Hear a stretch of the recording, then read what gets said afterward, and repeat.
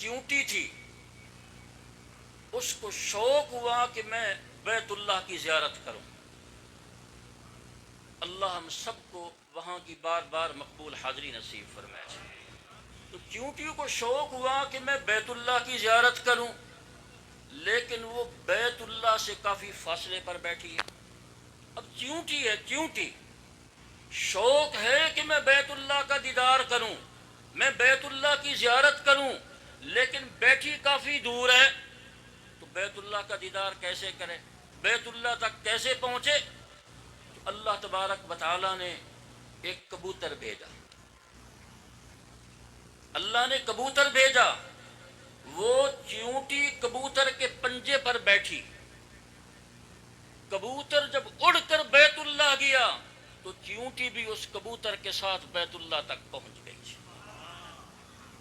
اسی طرح جب ایک انسان اللہ سے اپنی حاجت کا سوال کرتا ہے، اپنی ضرورت کا سوال کرتا ہے، اور ساتھ رسول اللہ صلی اللہ علیہ وسلم پر درود بھیجتا ہے، تو وہ دعا درود کے کندھے پر بیٹھ کر اللہ کی بارگاہ میں پہنچ جاتی ہے۔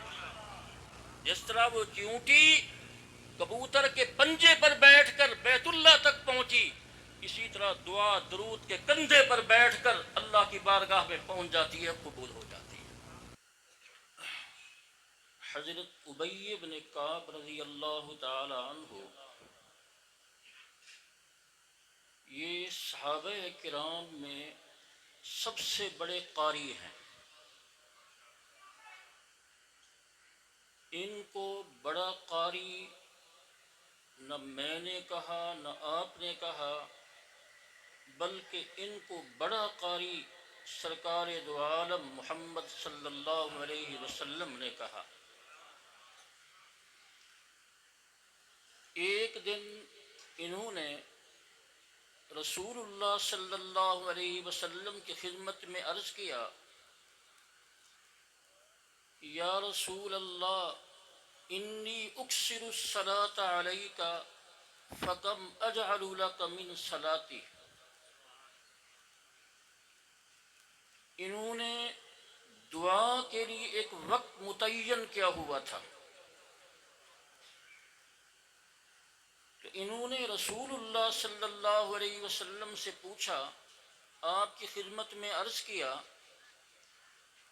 کہ میں چاہتا ہوں کہ میں آپ پر درود کثرت سے بھیجوں، میں چاہتا ہوں کہ میں آپ پر درود کثرت سے بھیجوں، تو میں نے جتنا وقت دعا کے لیے مخصوص کیا ہوا ہے، اس وقت میں سے کتنا وقت آپ پر درود بھیجا کروں۔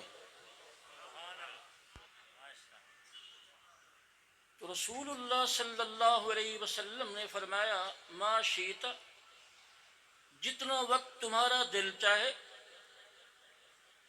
تم نے جو وقت دعا کے لیے خاص کیا ہوا ہے، اس وقت میں سے جتنا وقت تمہارا دل چاہے میرے اوپر درود بھیجا کرو۔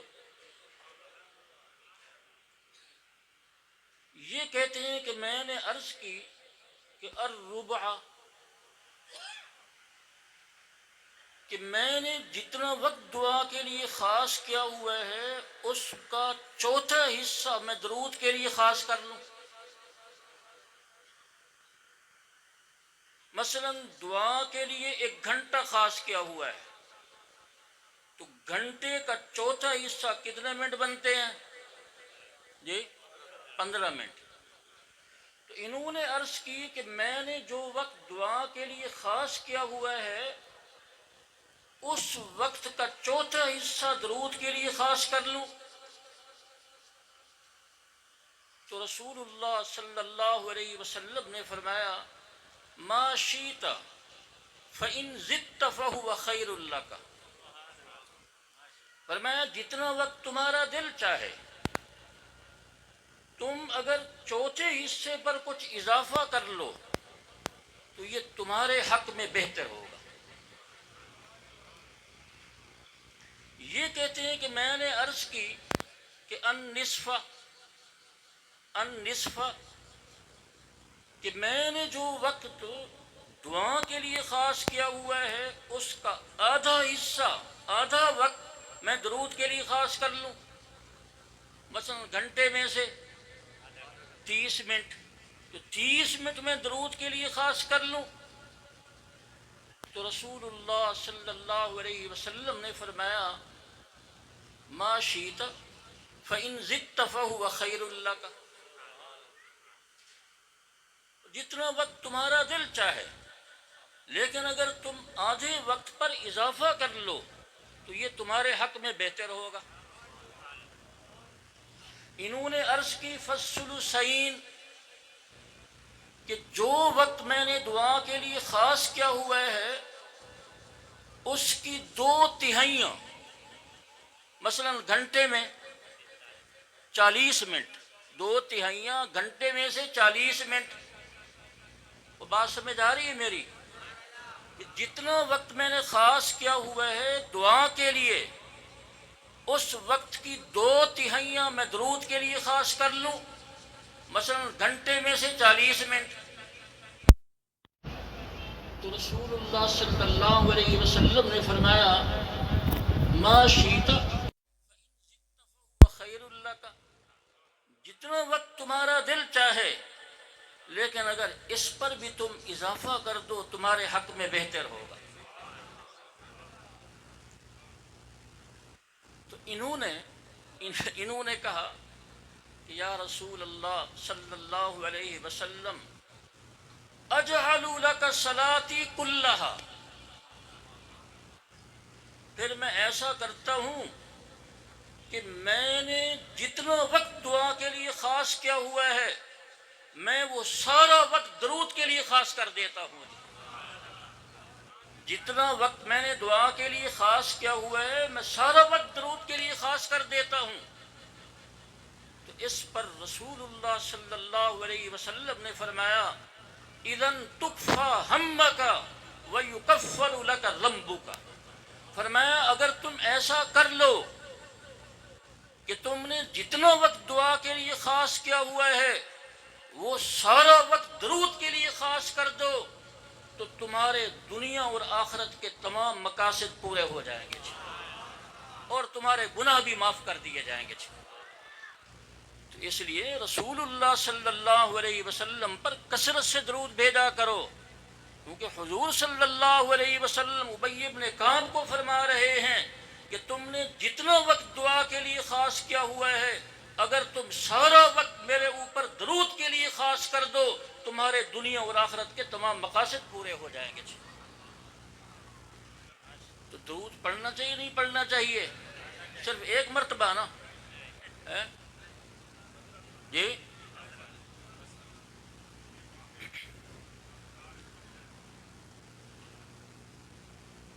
تم میں سے کس کی خواہش ہے کہ کل قیامت کے دن رسول اللہ صلی اللہ علیہ وسلم کا قرب حاصل ہو؟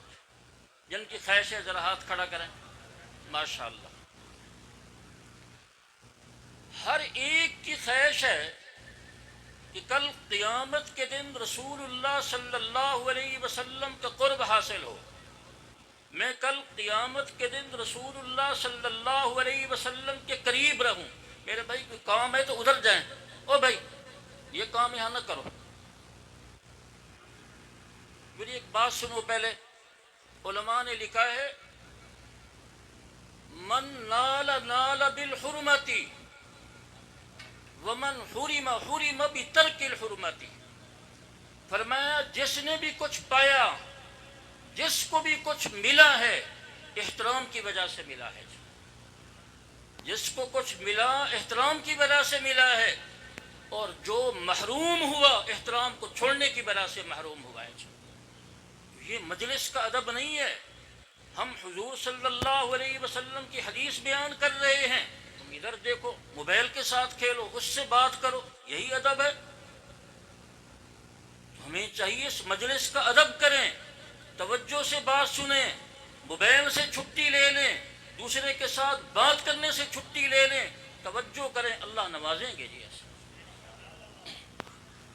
تو میں عرض یہ کر رہا تھا کہ ہر ایک کی خواہش ہے کہ کل قیامت کے دن رسول اللہ صلی اللہ علیہ وسلم کا قرب حاصل ہو. ہر ایک کی خواہش ہے کہ کل قیامت کے دن میں رسول اللہ صلی اللہ علیہ وسلم کے قریب ہوں. خواہش ہر ایک کی ہے. اگر رسول اللہ صلی اللہ علیہ وسلم نے اس کے لیے کوئی نسخہ بتلایا ہو. جی خواہش تو ہر ایک کی ہے، تو اگر رسول اللہ صلی اللہ علیہ وسلم نے اس کے لیے کوئی نسخہ بتلایا ہو تو وہ نسخہ بھی استعمال کرنا چاہیے نہیں کرنا چاہیے؟ جی کرنا چاہیے نا. تو رسول اللہ صلی اللہ علیہ وسلم نے نسخہ بتلایا. آپ نے فرمایا ان اول الناس بی یوم القیامہ اکثرهم علی صلاۃ. فرمایا کل قیامت کے دن میرے سب سے زیادہ قریب وہ ہوگا جو میرے اوپر زیادہ سے زیادہ درود بھیجتا ہے. جی کل قیامت کے دن میرے سب سے زیادہ قریب کون ہوگا؟ جو میرے اوپر سب سے زیادہ درود بھیجتا ہے. جی یہ درود عجیب عبادت ہے. اللہ نے قرآن کریم میں بہت سی چیزوں کا ہمیں حکم دیا ہے. اللہ نے نماز کا حکم دیا، فرمایا اقیم الصلاۃ، نماز پڑھو. اللہ نے زکوٰۃ کا حکم دیا، فرمایا آتوا الزکوٰۃ، زکوٰۃ ادا کرو. اللہ نے حج کا حکم دیا، فرمایا وَلِلَّهِ عَلَى النَّاسِ حِجُّ الْبَيْتِ مَنِ اسْتَطَاعَ إِلَيْهِ سَبِيلًا. روزوں کا حکم ہے، کتب علیکم الصیام. جہاد کا حکم ہے، کتب علیکم القتال. توجہ کرنا ذرا، اللہ نے قرآن کریم میں بہت سی چیزوں کا حکم دیا، لیکن اللہ نے کسی حکم کے ساتھ یہ نہیں فرمایا یہ کام میں کرتا ہوں تم بھی کرو. کسی حکم کے ساتھ نہیں فرمایا. کسی حکم کے ساتھ یہ نہیں فرمایا کہ یہ کام میں کرتا ہوں تم بھی کرو. یہ نہیں فرمایا کہ میں نماز پڑھتا ہوں تم بھی نماز پڑھو، میں روزہ رکھتا ہوں تم بھی روزہ رکھو، میں حج کرتا ہوں تم بھی حج کرو. اللہ نے کسی حکم کے ساتھ نہیں فرمایا کہ یہ کام میں کرتا ہوں تم بھی کرو. لیکن اللہ نے قرآن کریم میں ایک حکم ایسا دیا کہ پہلے اس کی نسبت اپنی طرف کی، اپنے پاک فرشتوں کی طرف کی، اس کے بعد فرمایا ایمان والو یہ کام تم بھی کرو. جی ایسا کسی حکم کے ساتھ یہ نہیں فرمایا، لیکن ایک حکم ایمانداروں کو ایسا دیا، پہلے اس کی نسبت اپنی طرف کی، اپنے پاک فرشتوں کی طرف کی، پھر فرمایا ایمان والو یہ کام تم بھی کرو. وہ کون سا حکم ہے؟ وہ ہے رسول اللہ صلی اللہ علیہ وسلم پر صلاۃ بھیجنا. فرمایا ان اللہ وملائکتہ یصلون علی النبی، کہ اللہ اور اللہ کے فرشتے نبی پر صلاۃ بھیجتے ہیں. اس کے بعد فرمایا یا ایھا الذین آمنوا صلوا علیہ وسلموا تسلیما، ایمان والو یہ کام تم بھی کرو. ذرا توجہ کرنا، علماء نے بڑی عجیب بات لکھی ہے. یہاں سو رہے ہو نا ماشاء اللہ؟ اچھا، علماء نے بڑی عجیب بات لکھی، توجہ کرنا. اللہ نے فرشتوں کو حکم دیا کہ حضرت آدم کو سجدہ کرو. قرآن کریم میں اس کا تذکرہ ہے کہ فرشتوں نے حضرت آدم کو سجدہ کیا. قرآن کریم میں ہے نا. یہ آدم علیہ السلام کا بہت بڑا اعزاز تھا. وہ فرشتے وہ مخلوق ہیں جن میں گناہ کا مادہ نہیں ہے، جن میں نافرمانی کا مادہ نہیں ہے. ایسی مخلوق کو اللہ فرما رہے ہیں کہ آدم کو سجدہ کرو. انہوں نے حضرت آدم کو سجدہ کیا. تو اس میں آدم علیہ السلام کا بہت بڑا اعزاز ہے. یہ ہمارا بھی اعزاز ہے کیونکہ آدم ہمارے باپ ہیں. اللہ الہنا و محمد نبینا و آدم ابونا، آدم ہمارے باپ ہیں. تو ہمارے باپ کا اعزاز و اکرام یہ ہمارا اعزاز و اکرام ہے. جی ایسا علماء فرماتے ہیں کہ فرشتوں کے سجدے کے ذریعے جو اعزاز و اکرام آدم علیہ السلام کا ہوا، اس سے بڑھ کر ہے وہ اعزاز جو صلاۃ و سلام کے ذریعے محمد صلی اللہ علیہ وسلم کا ہوا ہے۔ توجہ کرنا، میں وجہ بھی بتلاتا ہوں اس کی۔ تو صلاۃ و سلام کے ذریعے جو اعزاز محمد صلی اللہ علیہ وسلم کا ہوا، یہ اعزاز اس اعزاز سے بڑھ کر ہے جو فرشتوں کے سجدے کے ذریعے آدم علیہ السلام کا ہوا ہے۔ آپ کہیں گے یہ کیسے؟ تو سمجھاتا ہوں، یہ ایسے۔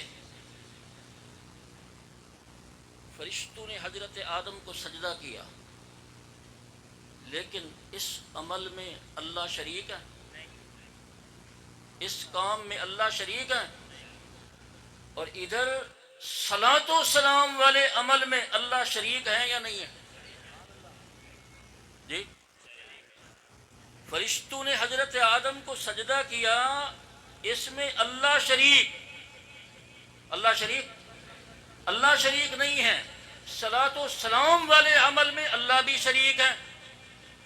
اب دیکھو، دو عمل ہو گئے، دو کام ہو گئے۔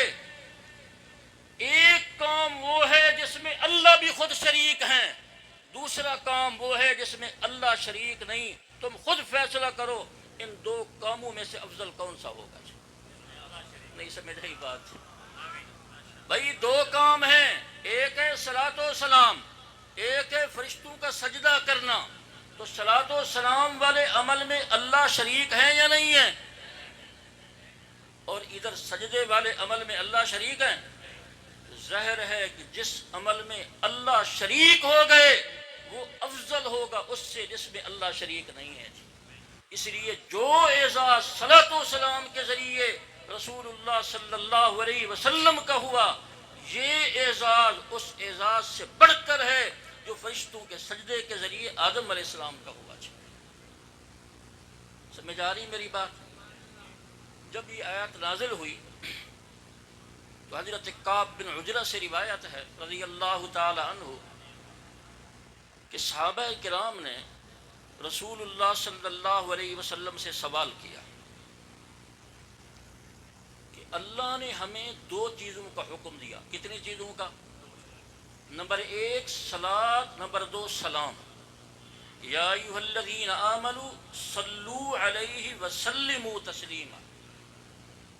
تو صحابہ نے عرض کی کہ اللہ نے ہمیں دو چیزوں کا حکم دیا، نمبر ایک صلاۃ، نمبر دو سلام۔ تو سلام کا طریقہ تو ہم سمجھ گئے کہ ہم نماز میں اتحیات میں پڑھتے ہیں السلام علیک ایھا النبی، پڑھتے ہو نہیں پڑھتے؟ تو یہ سلام ہے رسول اللہ صلی اللہ علیہ وسلم کا۔ تو سلام تو ہم سمجھ گئے، ہم صلاۃ کیسے بھیجیں؟ تو آپ صلی اللہ علیہ وسلم نے فرمایا قولوا اللہم صلی علی محمد وعلی آل محمد کما صلیت علی ابراہیم وعلی آل ابراہیم انک حمید مجید۔ تو سلام تو یوں کہتے ہیں السلام علیک ایھا النبی، اور صلاۃ یہ ہے اللہم صلی علی محمد وعلی، جو ہم نماز میں پڑھتے ہیں۔ اب یہاں عجیب بات ہے، اللہ نے ایمانداروں کو فرمایا کہ ایمان والو تم نبی پر صلاۃ بھیجو۔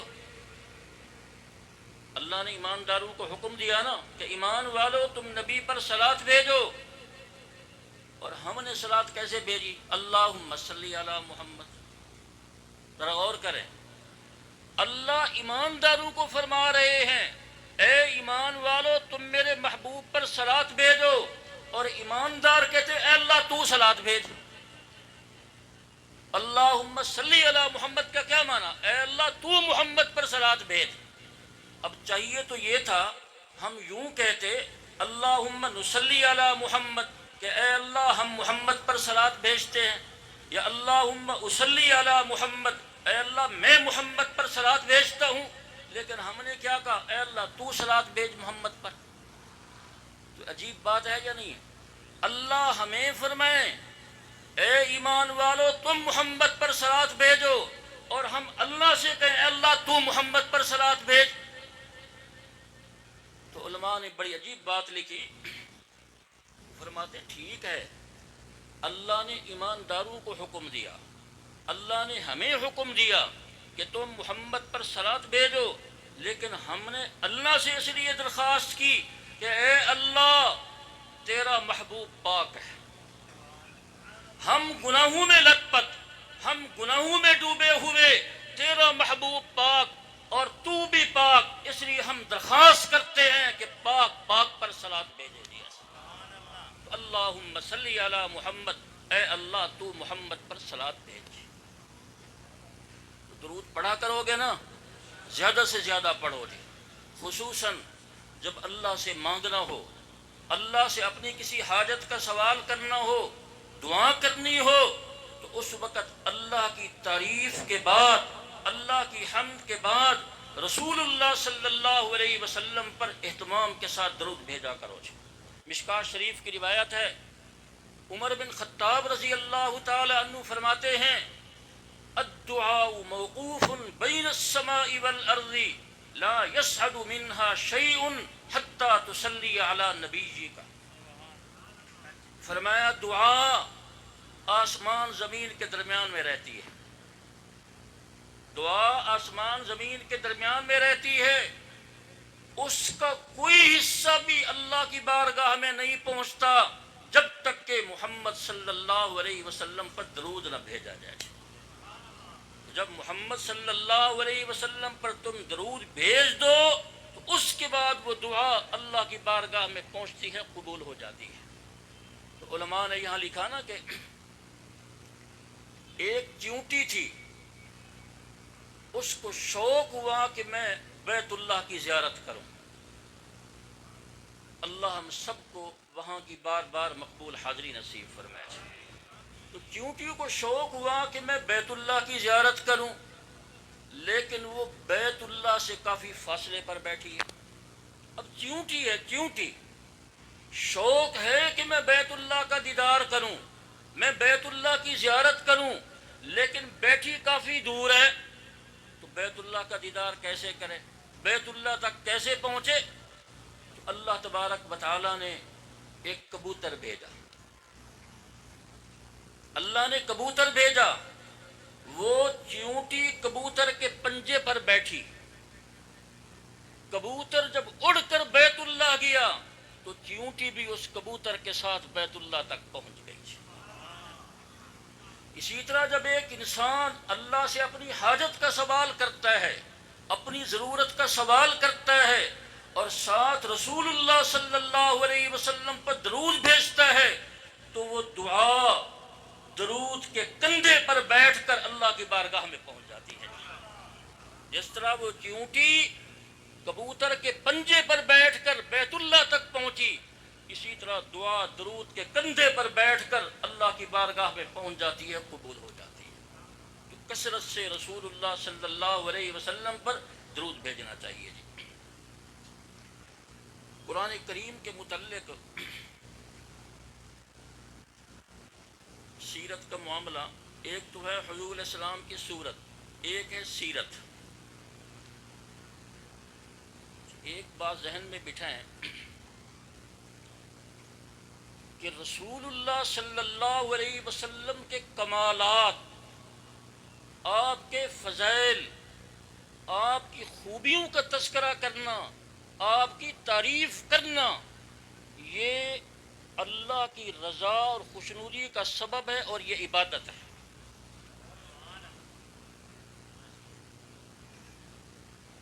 میں ایک مثال سے سمجھاؤں، والد کو ایک بیٹے سے بہت محبت ہے، تو والد کو جس بیٹے سے محبت ہے، اگر اس بیٹے کی کوئی تعریف کرے تو والد خوش ہوگا یا نہیں ہوگا؟ جس بیٹے کے ساتھ والد کو محبت، اگر اس بیٹے کی کوئی تعریف کرے تو والد کو خوشی ہوگی یا نہیں ہوگی؟ بولو۔ استاذ کو ایک شاگرد سے محبت ہے، اگر اس شاگرد کی کوئی تعریف کرے استاد خوش ہوگا یا نہیں ہوگا؟ اللہ تبارک و تعالیٰ کو رسول اللہ صلی اللہ علیہ وسلم سے محبت ہے یا نہیں ہے؟ جی، اللہ کو رسول اللہ صلی اللہ علیہ وسلم سے محبت ہے یا نہیں ہے؟ تو اگر کوئی آدمی اللہ کے محبوب کی تعریف کرے گا اللہ خوش نہیں ہوں گے؟ کوئی اللہ کے محبوب کی تعریف کرے گا اللہ خوش نہیں ہوں گے؟ اور جس عمل سے اللہ خوش ہوں وہ یقیناً عبادت ہوگا جی۔ اسی لیے میں نے کہا کہ رسول اللہ صلی اللہ علیہ وسلم کی تعریف کرنا، آپ کے فضائل، آپ کے کمالات کا تذکرہ کرنا، یہ اللہ کی رضا اور خوشنودی کا ذریعہ ہے اور یہ عبادت ہے جی۔ اللہ نے حضور صلی اللہ علیہ وسلم کو صورت بھی بے مثال عطا کی اور سیرت بھی بے مثال عطا کی۔ صورت بھی بے مثال، سیرت بھی بے مثال۔ بچے کے محتاج ہیں اس کی حفاظت کے لیے، نہ میرے اور آپ کے مال کے محتاج ہیں اس کی حفاظت کے لیے۔ اللہ محتاج نہیں ہے۔ آپ دیکھتے نہیں ہیں، اگر تاریخ کا مطالعہ کریں تو سوائے دو تین حکمرانوں کے اکثر حکمران ایسے گزرے جو قرآن پڑھنے پڑھانے والوں کے مخالف گزرے ہیں۔ اللہ کے ہر کام میں حکمت ہے۔ اگر حکمران ان کے ساتھ ہوتے، حکمران ان کی پشت پر ہوتے، تو کسی غیر مسلم کے ذہن میں یہ بات آ سکتی تھی کہ قرآن محفوظ ہے، دن بدن پھیل رہا ہے، اس لیے کہ حکمران ان کی پشت پر ہے۔ نہیں سمجھ آئی میری بات؟ اگر حکمران ان کے ساتھ ہوتے، ان کا تعاون کرتے، تو کسی غیر مسلم کے ذہن میں یہ بات آ سکتی تھی کہ قرآن کریم محفوظ ہے، دن بدن حفاظ کی تعداد بڑھ رہی ہے، اس لیے کہ حکمران ان کی پشت پر ہیں۔ اور اللہ دکھانا چاہتے تھے کہ محافظ میں خود ہوں جی۔ ایسے میں ایک مثال سے سمجھایا کرتا ہوں، تم میں سے بہت سے حضرات حج کے لیے، عمرے کے لیے گئے ہوں گے۔ بیت اللہ مکہ مکرمہ میں ہے نا، مکہ مکرمہ میں ہے نا، وہاں کے پہاڑوں پر بڑا سبزہ ہے نا، مکہ مکرمہ کے پہاڑوں پر بہت زیادہ سبزہ ہے نا، پانی کے چشمے ہیں نا وہاں؟ نہیں ہے۔ اللہ قادر نہیں تھے کہ وہاں سبزہ اگا دے؟ اللہ قادر نہیں تھے؟ بولو، وہ اللہ قادر نہیں تھے کہ وہاں سبزہ اگا دیں؟ اللہ قادر نہیں تھے کہ پانی کے چشمے جاری کر دیں؟ اللہ قادر تھے، لیکن اللہ نے پہاڑوں کو خشک رکھا، پانی کے چشمے جاری نہیں کیے اللہ نے، اس لیے کہ اگر وہاں سبزہ ہوتا، پانی کے چشمے ہوتے، تو کسی غیر مسلم کے ذہن میں یہ بات آ سکتی تھی کہ مسلمان وہاں جا رہے ہیں سیر و سیاحت کے لیے۔ لوگ مری جاتے ہیں، ناران کاغان جاتے ہیں، کیوں جاتے ہیں؟ اس لیے کہ سبزہ ہے، پانی کے چشمے، یہی وجہ ہوتی ہے نا۔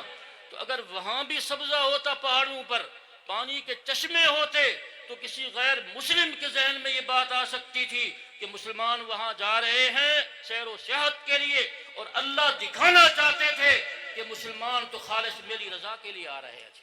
اسی طرح سے اللہ نے جہاں بیت اللہ کو رکھا، وہاں کے پہاڑوں کو خشک رکھا، وہاں سبزہ نہیں اگایا، پانی کے چشمے جاری نہیں فرمایا۔ اسی طرح اگر حکمران ان کی پشت پر ہوتے، حالانکہ اللہ قادر تھے اس بات پر، اللہ قادر تھے کہ حکمرانوں کو ان کا معاون بنا دیتے، اللہ قادر تھے، مگر اگر حکمران ان کی پشت پر ہوتے، کسی غیر مسلم کے ذہن میں یہ بات آ سکتی تھی کہ چونکہ حکمران ان کی پشت پر ہے، اسی طرح سے دن بدن حفاظ کی تعداد بڑھ رہی ہے، اور اللہ دکھانا چاہتے ہیں کہ محافظ میں خود ہوں اس طریقے سے، اور اللہ دکھاتے ہیں۔ آپ دیکھیں، ایک شخص قاری ہوتا ہے، اس کا بیٹا جاہل ہے، ایک شخص جاہل ہے، اس کا بیٹا بہترین قاری ہے، تو باپ قاری، بیٹا جاہل، قرآن نہیں پڑھا، ادھر باپ جاہل ہے، بیٹا بہترین قاری ہے۔ اصل میں اللہ دکھا رہے ہیں کہ قاری کے ذہن میں یہ بات نہ ہے کہ اللہ میرے محتاج ہیں، اگر تم یہ کام نہیں کرو گے میں جہل کے دل کے اندر یہ بات ڈال دوں گا، وہ اپنے بیٹے کو قرآن کریم پڑھا دے گا۔ اسی طرح آپ دیکھیں گے مدرسے کا ایک معاون ہوتا ہے، کسی بات پر مولوی صاحب سے ناراض ہو جاتا ہے، پیچھے ہٹ گیا، تعاون کرنا چھوڑ دیا، اللہ دوسرے کے دل میں ڈال دیتے ہیں۔ وہ پیچھے ہٹتا ہے، اللہ تیسرے کے دل میں بات ڈال دیتے ہیں۔ اصل میں اللہ دکھانا چاہتے ہیں کہ میں پہلے کا محتاج نہیں ہوں قرآن کی حفاظت میں۔ وہ پیچھے ہٹے گا، دوسرے کا دل میرے قبضے میں ہے جی، وہ پیچھے ہٹے گا، تیسرے کا دل میرے قبضے میں ہے جی۔ اگر اللہ تبارک و تعالیٰ توفیق دیں اپنے بچے کو دینے کی، اپنے مال کو دینے کی، تو اللہ کا شکر ادا کریں۔ یہ کام تو کس کا ہے جی؟ کام کس کا؟ حفاظت کس کا کام ہے؟ اللہ اپنا کام جس سے لے لیں، کام اللہ کا، اللہ اپنا کام جس سے لے لیں، اس بات کی نشانی اللہ نے اس پر اعتماد کر لیا ہے۔ نہیں سمجھ آئی میری بات؟ کام ہے اللہ کا، اللہ آپ میں سے جس سے یہ کام لے لیں کہ آپ اپنا بچہ دے دیں، آپ اپنا مال دے دیں، تو اس بات کی نشانی ہے کہ اللہ نے آپ پر اعتماد کیا، اللہ نے اپنا کام آپ سے لے لیا ہے۔ اللہ محتاج نہیں ہے۔ ایک روایت میں آتا ہے من لم یر نفسہ الی ثواب صدقتی احوج من الفقیر الی صدقته فقد ابطل صدقتہ۔ وہ آدمی جو کسی کو صدقہ دے، کیا دے؟ صدقہ دے، جس کو دے رہا ہے اپنے آپ سے، وہ اس سے اپنے آپ کو زیادہ محتاج سمجھے۔ جس کو دے رہا ہے نا، اس کی نسبت یہ دینے والا اپنے آپ کو زیادہ محتاج سمجھے، اور مگر ایسا نہیں، اس کو ثواب نہیں ملے گا جی۔ ذرا توجہ کرنا، بات سمجھوں، بات ختم کر رہا ہوں بس میں۔ جو کسی کو صدقہ دے تو دینے والا اپنے آپ کو اس سے زیادہ محتاج سمجھے جس کو دے رہا ہے۔ مثلا آپ نے طالب علموں کو کپڑے دے دیے پہننے کے لیے، تو جو دینے والا ہے اپنے آپ کو ان طلباء سے زیادہ محتاج سمجھے جی۔ وجہ غور کرنا، وجہ اس کی کیا ہے؟ اس لیے کہ جو دے رہا ہے کس کو؟ ضرورت مند کو۔ جو دے رہا ہے ضرورت مند کو، تو جس کو دے رہا ہے اس کی دنیا کی ضرورت پوری ہو رہی ہے، اور جس کو دے رہا ہے اس کی دنیا کی ضرورت پوری ہو رہی ہے، اور دینے والا اخلاص سے دے گا تو اس کی آخرت کی ضرورت پوری ہوگی۔ جس کو دے رہا ہے اس کی دنیا کی ضرورت پوری ہو رہی ہے، اور دینے والا اخلاص سے دے گا تو اس کی آخرت کی ضرورت پوری ہوگی۔ اب مجھے بتلاؤ، دنیا کی ضرورت بڑی ہے یا آخرت کی ضرورت بڑی ہوگی؟ اور دنیا کی ضرورت بڑی یا آخرت کی ضرورت بڑی؟ تو پھر زیادہ محتاج دینے والا ہوا لینے والا ہوا؟ اس لیے فرمایا کہ جو آدمی کسی کو صدقہ دے تو دینے والا اپنے آپ کو زیادہ محتاج سمجھے، ورنہ اس کو ثواب نہیں ملے گا۔ اس لیے اگر اللہ توفیق دے ان کا تعاون کرنے کی، تو اپنے آپ کو محتاج سمجھ کر ان کا تعاون کرو۔ اللہ